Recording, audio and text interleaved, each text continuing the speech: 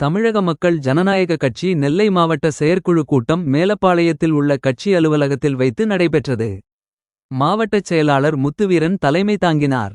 மாநில செயலாளர் உமர் பாரூக் கலந்து கொண்டு சிறப்புரையாற்றினார்.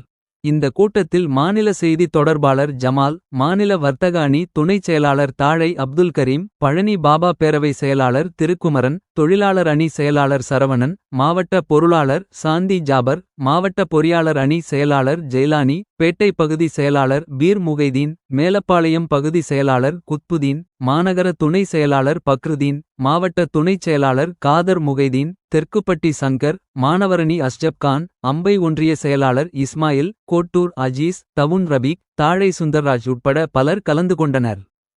நெல்லை மாநகர பகுதிகளில் பாதாள சாக்கடைக்காக தோண்டப்பட்ட குழிகளை மூடி போர்க்கால அடிப்படையில் சீரமைக்க வேண்டும். மக்கள் தொகைக்கு ஏற்ப நெல்லை மாநகர பகுதிகளில் நிலவும் குற்ற செயல்களை தடுக்கும் பொருட்டு காவலர்களின் எண்ணிக்கையை அதிகப்படுத்த வேண்டும்.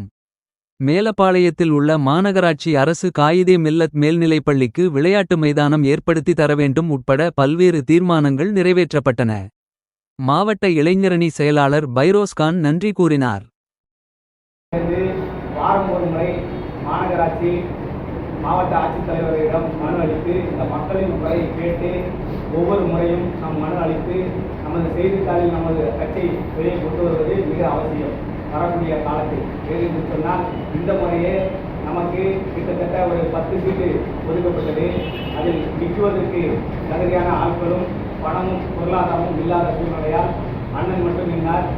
அவர் சொற்ப ஓட்டில் தோற்றுவிட்டார் என்கிறது எல்லாருக்கும் தெரியும். வரக்கூடிய நாட்களில் இன்னொரு 5 வருட காலம் இருக்கு. நமக்கு இந்த பணிகளை இன்னும் உறுதிக்க செயல்களை செய்து தோழர்கள் அனைவரும் ஒத்துழைப்பு செய்து இன்னும் நம்ம எதிர்காலத்தில் அதிக சீட்டுகளை பெற்று பலம் வாய்ந்த கட்சிகளாக, அதாவது பழனி பாபா சொன்ன மாதிரி ஒடுக்கப்பட்ட, நசுக்கப்பட்ட, பிற்படுத்தப்பட்ட, அதிகாரம் மறுக்கப்பட்ட அனைத்து சமுதாய மக்களையும் ஒன்றிணைத்து அரசியலில் எதிர்காட்டுவோம் என்று சொன்ன பழனி பாபா